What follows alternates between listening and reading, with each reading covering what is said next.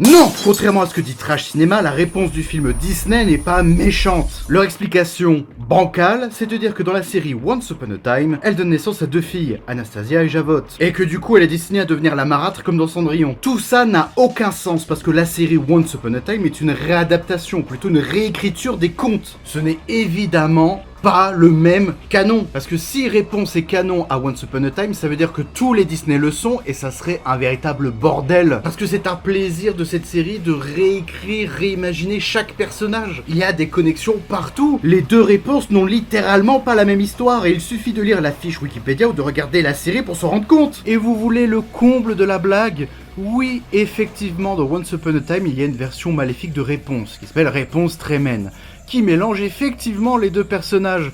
Mais dans Once Upon a Time, l'info qu'on ne vous a pas donnée, c'est qu'il y a deux réponses, dont une noire. Moi je m'en fous des couleurs, mais vous voyez bien que ça ne s'imbrique pas, votre théorie de gros débile. Leur théorie, elle est incohérente, elle ne raconte rien. Qu'est-ce que ça change au film? En fait, c'est encore ce délire de « Oh là là, j'ai gâché votre enfance parce que votre personnage préféré, bah en fait, dans un avenir lointain, il est peut-être un peu méchant. » Sauf que non, c'est pas la même histoire. Dans Once Upon a Time, il y a un personnage qui est à la fois la bête de La Belle et la Bête, le crocodile de Peter Pan et le nain tracassin de Shrek. Bon, c'est pas vraiment le nain tracassin de Shrek, mais vous avez compris, c'est une réadaptation des contes. Et si vous étiez un petit peu malin, vous auriez pu parler de la série Réponse, qui elle est canon. Et effectivement, elle passe du côté obscur à un moment. C'est ce qui se passe quand on demande à ChatGPT d'écrire ses vidéos. Ce qui vous reste à faire, c'est de vous désabonner de cette chaîne qui vous prend pour des cons. Ça vous évitera d'ailleurs de donner du gaz à un gars qui a un management toxique et qui n'est pas capable de contrôler ce qu'il a entre les jambes. Si vous voulez un créateur de contenu qui vous prend pas pour des cons, misez plutôt sur ce connard. C'est moi. Et je fais tout moi-même. Écriture, vérification, enregistrement et montage. C'est du YouTube à l'ancienne, comme on aime. Je parle de pop culture et surtout,